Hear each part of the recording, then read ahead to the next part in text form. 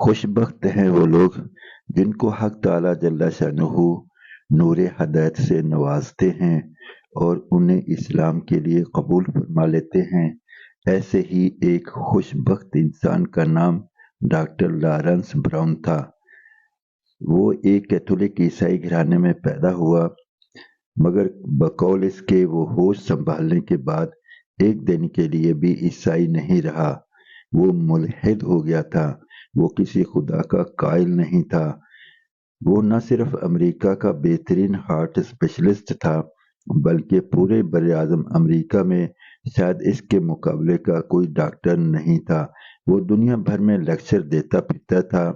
اس کی ڈیوٹی امریکہ کے بہترین ہسپتال میں تھی، جہاں رونالڈ ریگن کو گولی لگنے کے بعد فوری طور پر شفٹ کیا گیا تھا۔ اس سے اس ہسپتال کی اہمیت اور سہولیات کا اندازہ لگایا جا سکتا ہے، مگر یہی اہم ترین ہسپتال اور اس کی سہولیات ایک دن اس کے سامنے بے بس اور لاچار سر جھکائے کھڑی تھیں۔ یہ 1990 کا واقعہ ہے، جب اس کے گھر اس کی دوسری بیٹی ہینا پیدا ہوئی۔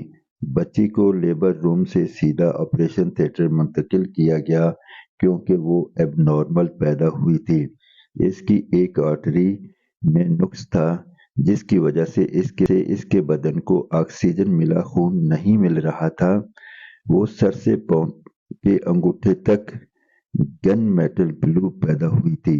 بقول ڈاکٹر صاحب، میں خود ڈاکٹر تھا اور مجھے پتا تھا کہ میری بچی کے ساتھ کیا مسئلہ ہے۔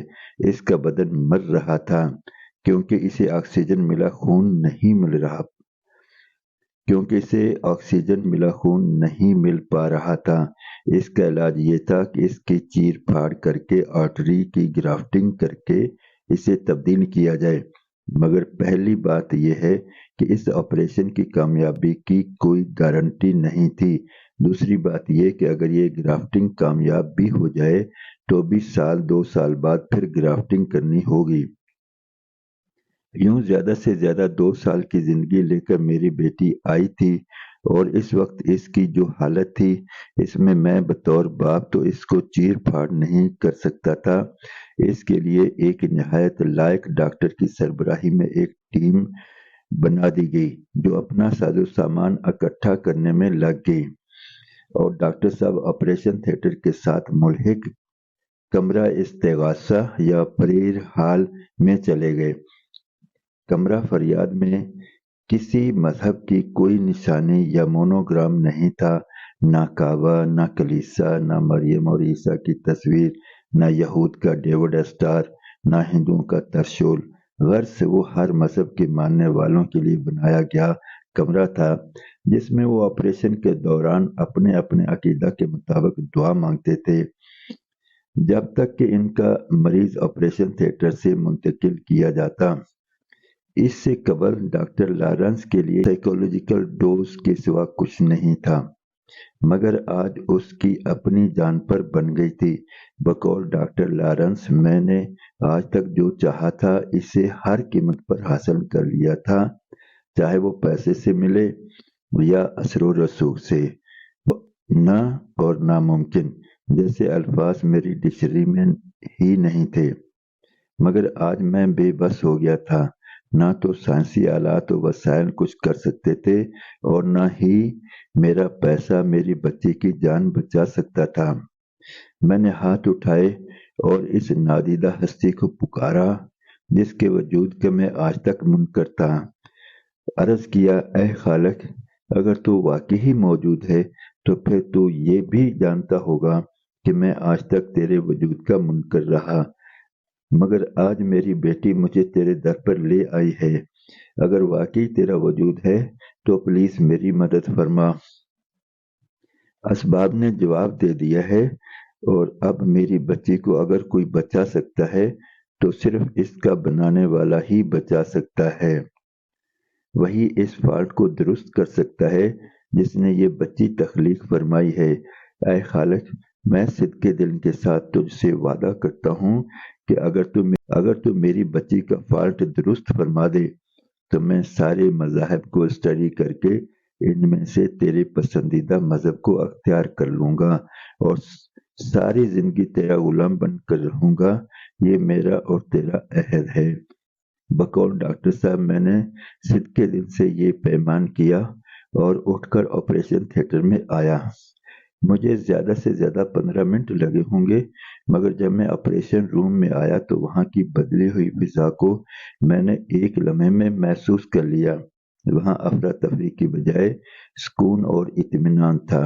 टीम के सरबराह ने सर घुमाकर मुझे देखा और बोला, बच्ची के ऑपरेशन की अब कोई जरूरत नहीं। खून का दौरानिया दुरुस्त हो गया है और इस दौरान खून के दुरुस्त होने की जो साइंटिफिक वजूहात वो बता रहा था। मैंने सर उठाकर बाकी टीम मेंबरान की तरफ देखा।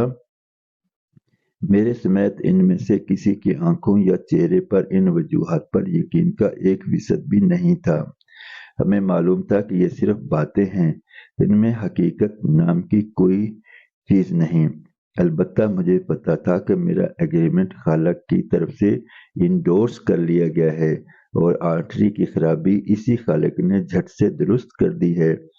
इससे पहले मेरी पहली बेटी की मर्तबा भी एक सिग्नल मुझे खालक की तरफ से मिला था जो मुस्बत था।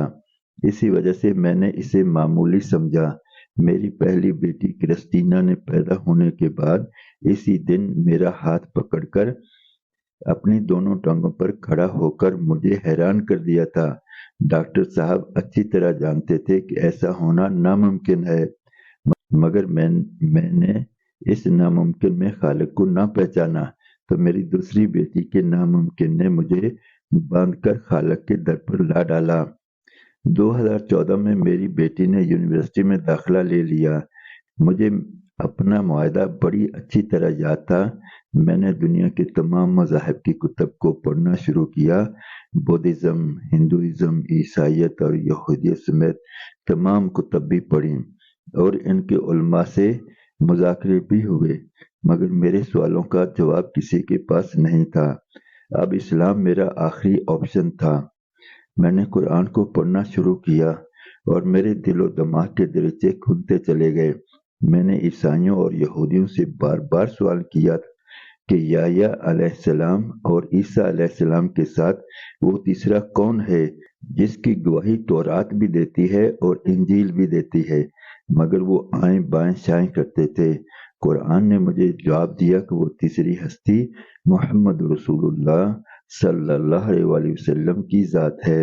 यूं मैंने दीन हक चुन लिया। अल्लाह रब्बुल इज़्ज़त ने इस पे करम फरमाया और इस्लाम इसने कबूल कर लिया। अल्लाह ताला हम सब को भी दीन इस्लाम पर कायम और दायम रखे और इस्लाम की सही तालीमात पर अमल पैरा होने की तौफीक अता फरमाए। आमीन।